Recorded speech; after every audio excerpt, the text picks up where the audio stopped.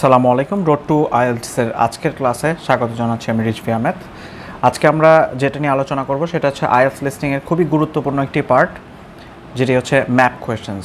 So আমরা আজকে দেখব আমাদের ভিডিওতে যে ম্যাপ কোয়েশ্চেন্সকে আমরা কীভাবে সর্ট আউট করতে পারি। প্রথমেই আমরা যেই জিনিসটা খেয়াল করব যে আমাদের স্টার্টিং পয়েন্টটা কোথায়। স্টার্টিং পয়েন্ট ম্যাপ যখন আপনি শুরু করতে যাবেন, ম্যাপ কোয়েশ্চেন যখন আপনি করতে যাবেন, খেয়াল রাখবেন যে স্টার্টিং পয়েন্টটা আপনার কোত্থেকে শুরু হচ্ছে। যদি আপনি স্টার্টিং পয়েন্টটা ধরতে না পারেন শুরুতেই, তাহলে এটা আপনার জন্য খুব বিপজ্জনক হতে পারে। বিকজ স্টার্টিং পয়েন্ট না জানলে আপনি পুরো ম্যাপের যাই করেন না কেন, you'll be in very confused on this map. So আমরা এখানে একটা জিনিস দেখি যে স্টার্টিং পয়েন্টটা কোন জায়গায়।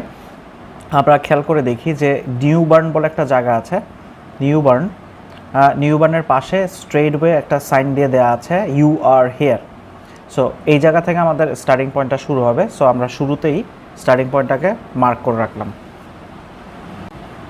সো এখন কথা না বাড়িয়ে আমরা শুরু করে দিই। আমরা অডিওটা শোনা শুরু করি অ্যান্ড দেখি যে আমাদের ফার্স্ট যেই স্টেপটা আছে সেটা হচ্ছে স্কেয়ার ক্রোটা কোথায় আছে।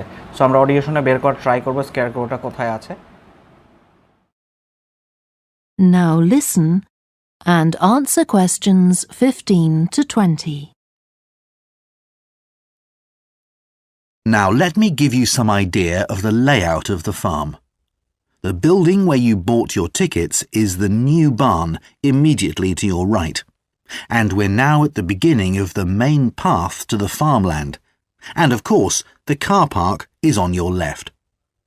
The scarecrow you can see in the car park in the corner beside the main path is a traditional figure for keeping the birds away from crops. But our scarecrow is a permanent sculpture.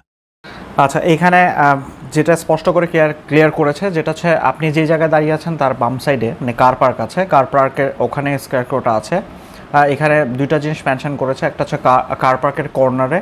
So আপনি এটা শুনেও বের করে ফেলার কথা যে স্কেয়ারক্রোটা হচ্ছে আপনার এফ। এর বাইরেও আরেকটা কথা বলেছে, সেটা হচ্ছে মেইন রোড যেটা আছে, মেইন পাথ, সেটার পাশে। সো কার পার্কের ভেতরে যে দুইটা মনিউমেন্টস আছে, এটার একটা হচ্ছে যে আই আর একটা হচ্ছে এফ। সো আইটা কিন্তু রাস্তার পাশে না, মেইন পাথের পাশে না, এফটা হচ্ছে আপনার মেইন পাথের পাশে। সো আপনি যদি প্রথম কথাটা নাও শুনে থাকেন যে কার পার্কের কর্নারে আছে, আপনি সেকেন্ড কথা যেটা আছে লাইক মেইন পাথের পাশে, এটা শুনে আপনি বের করতে পারবেন যে আপনার অ্যান্সারটা হচ্ছে F. So your correct answer for scarecrow is F. It's taller than a human being, so you can see it from quite a distance. If you look ahead of you, you'll see a maze. It's opposite the new barn, beside the side path that branches off to the right, just over there. এখানে মোটামুটি clear যে মেজটা আসলে কোথায় আছে, opposite of নিউবার্ন। So এখানে নিউবার্নের আশেপাশে তো কোনো কিছুই নাই। অপোজিটে যেটা মানে স্ট্রেটওয়ে ডিরেকশনে যেটা আছে সেটা হচ্ছে জি। সো আপনার right answer should be G for maze. আরেকটা কথা খেয়াল রাখবেন যে অপোজিট বলতে আসলে কি বোঝাচ্ছে। একটা কথা মাথায় রাখবেন যে আপনি রাস্তায় যদি দাঁড়ান, আপনার রাস্তার অপোজিটে কি আছে, এই জিনিসটা থেকে আপনি ক্লিয়ার হবেন। বিসাইডের কথা বলে নাই, বিহাইন্ডের কথাও বলে নাই, বলেছে অপোজিট। সো আপনি ফ্রন্ট ফেসে অপোজিট যেটাই হবে সেটাই হচ্ছে আপনার ডিরেকশন এখানে। সো ডেফিনেটলি অ্যান্সারটা জি হবে।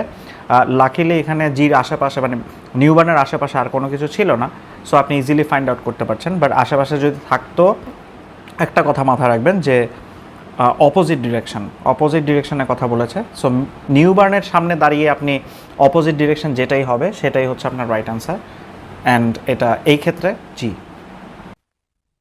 The maze is made out of hedges which are too tall for young children to see over them, but it's quite small so you can't get lost in it. Now, can you see the bridge crossing the fish pool further up the main path? If you want to go to the cafe, go towards the bridge and turn right just before it. Walk along the side path and the cafe's on the first bend you come to. The building was originally the schoolhouse. এখানে আপনাকে একটা distract করা try করেছিল। আপনি যদি distract হয়ে যান, maximum student এই জায়গাটাতে ডিস্ট্রাক্ট হয়। এখানে স্পষ্ট করে বলেছে যে আপনি যেখানে দাঁড়িয়ে আছেন স্ট্রেটওয়ে আপনি হাঁটবেন, সেটা হচ্ছে ব্রিজের দিকে। আপনি can you look at the bridge এই কথাটা বলেছে, বা পুল কথাটা বলেছে।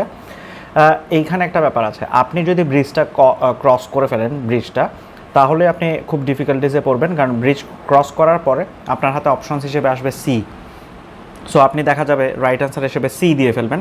বাট এইখানে একটা গুরুত্বপূর্ণ পয়েন্ট ছিল, যে এই পয়েন্টটা যদি আপনি মিস করেন ইল বি ইন বিগ ট্রাবল। এটা হচ্ছে ব্রিজের আগে আপনার রাইট ওয়ে একটা পাথ গিয়েছে, সো এই কথাটা মেনশন করেছে। আপনি আবার দরকার হলে ওই পার্টটা শুনে দেখেন, যে ব্রিজের আগে আপনাকে রাইট সাইড দিয়ে একটা রাস্তা গিয়েছে, সেটা দিয়ে হাঁটতে হবে। সো দ্যাট মিন্স আপনি যদি হাঁটা শুরু করেন ব্রিজের দিকে, আপনি ব্রিজ পর্যন্ত যাবেন না, ব্রিজের আগেই যে ডান পাশ দিয়ে রাস্তাটা বের হয়েছে সেখান দিয়ে যাবেন, যেভাবে আমি ডিরেকশনে দেখাচ্ছি। এরপর গিয়ে যে ফার্স্ট বেঞ্চটা আপনি পাবেন সেটাই হচ্ছে আপনার cafe.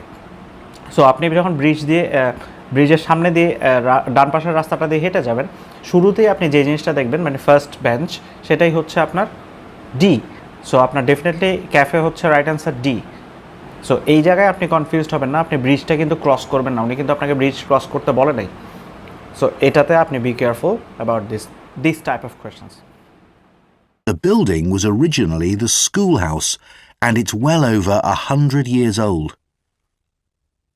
As you may know, we run skills workshops here, where you can learn traditional crafts like woodwork and basket making.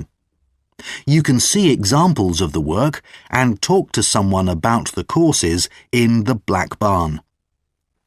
If you take the side path to the right here, just by the new barn, you'll come to the Black Barn, just where the path first bends. Now, I mustn't forget to tell you about picnicking. এইখানে একটা জিনিস clear, যে আপনি যদি same জায়গাটা দিয়ে হেঁটে যান, মানে সাইড পাথ দিয়ে, এখানে সাইড পাথ বলতে একটা পাথই আছে, সো এটা খেয়াল রাখবেন। সাইড পাথ দিয়ে যদি আপনি হেঁটে যান, যদি আপনি ক্যাফে থেকে সাইড পাথ দিয়ে হেঁটে যান, হাঁটার পথে নিউ বার্নের শুরুতে আপনার যে জিনিসটা আসবে সেটাই হচ্ছে ব্ল্যাক বার্ন, যেই জায়গায় রোডটা ক্রস করেছে। সো এখানে একটা জিনিস আপনি কেয়ারফুল থাকবেন, যেহেতু নিউ বার্নের আগে আপনি অলরেডি একটা অপশনস পেয়ে গেছেন, যেটা হচ্ছে জি ছিল মেজের জন্য। সো জি আপনার ডেফিনেটলি রাইট অ্যান্সার হবে না। সো এখানে নিউ বার্নে যাওয়ার আগে আপনার প্রথম যে এটা পড়ছে, যেটা লাস্ট আপনার বেঞ্চটা পড়ছে, সেটা হচ্ছে H. So H will be your right answer, কারণ হেইচের পরেই গিয়ে আপনি রোডটাকে ভাঙছেন।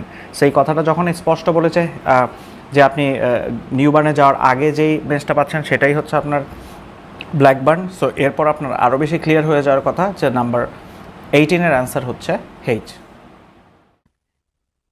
Now, I mustn't forget to tell you about picnicking, as I can see some of you have brought your lunch with you.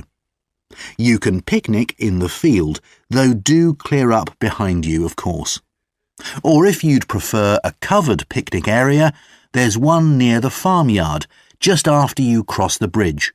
There's a covered picnic spot on the right. এখানে কিন্তু দুইটা picnic এরিয়ার কথা বলেছে, একটা হচ্ছে field picnic area আর একটা হচ্ছে কাভার্ড পিকনিক এরিয়া। সো আপনার যেটা আপনাকে প্রশ্নের মধ্যে রিকোয়ারমেন্টস চেয়েছে সেটা হচ্ছে কাভার্ড পিকনিক এরিয়া কোনটায়। সো আপনি এখানে একটা জিনিস খেয়াল করে দেখেন, যে আপনাকে এই কথাটা স্পষ্টই বলেছে যে আপনি যখন ব্রিজটা ক্রস করবেন, এখন কিন্তু আপনার ব্রিজ ক্রস করার ব্যাপারটা আসছে। সো আপনি যখন ব্রিজটা ক্রস করবেন, আপনার হাতের ডান পাশেই আপনি পেয়ে যাবেন কাভার্ড পিকনিক এরিয়া। সো এটা খুব একটা বুঝতে সমস্যা হওয়ার কথা না, যদি আপনি কথাগুলো ক্লিয়ারলি অ্যান্ড খুব মনোযোগ দিয়ে শুনেন, যে আপনি মেইন পাথ ধরে যখন ব্রিজটা ক্রস করবেন, হাতের ডান পাশেই হচ্ছে আপনার covered picnic area. So it'll be right answer will be C for 19। ঠিক আছে। And the last thing to mention is Fiddy House itself. From here you can cross the bridge, then walk along the footpath through the field to the left of the farmyard. That goes to the house, and it'll give you a lovely view of it. It's certainly worth a few photographs, but as it's a private home, I'm afraid you can't go inside. Right, well, if you're all ready, we'll set off on our tour of the farm. এইখানে আপনাকে একটা কথা বলেছে, এইবারও আপনাকে ব্রিজটা cross করতে বলেছে। সো যখন আপনাকে ব্রিজ ক্রস করতে বলেছে মেইন পাথ ধরে, সো আপনার হাতে আর দুইটা অপশনসই আছে, সেটা হচ্ছে এ আর বি, যে কোনো একটা এলিমিনেট হবে। বাট এই কথা যখন আপনাকে মেনশন করেছে যে আপনাকে ফুটপাথ দিয়ে হেঁটে যেতে হবে along side of the road, so আপনি শেষ পর্যন্ত হেঁটে যাবেন, রোডের ওই পাশেই আছে ফিডি হাউস। সো আপনি এই কথাগুলো বা এই ভোকাবুলারিগুলো যদি না জানেন, তাহলে আপনি লিসনিংয়ে এই ধরনের প্রবলেমগুলো ফেস করবেন, যে আপনাকে ফুটপাথ ক্রস করে যেতে হবে and along side of the road last প্রান্তে সেটা ফিডি হাউস আছে। যদি আপনি এই কথাটা স্পষ্টই বুঝতে পারেন সেক্ষেত্রে আপনার জন্য এটা খুব কঠিন হওয়ার কথা না, কারণ লাস্ট পর্যায়ে একটা বেঞ্চই আছে, সেটা হচ্ছে ফিডি হাউস। সো আপনার এখানে রাইট অ্যান্সার হচ্ছে A for 20 ফিডি হাউস।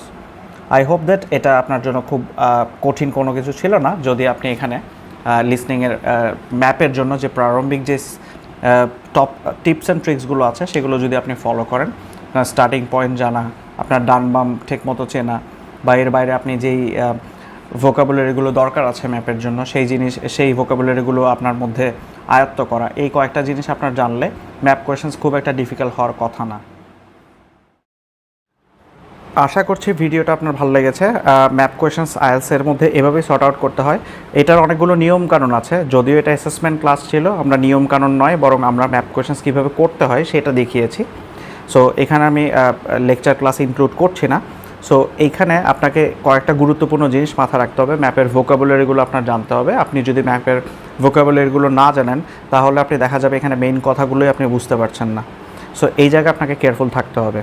সো ভিডিওটি যদি আপনার ভালো লেগে থাকে ডেফিনেটলি ভিডিওটিতে একটা লাইক বাটনে প্রেস করবেন।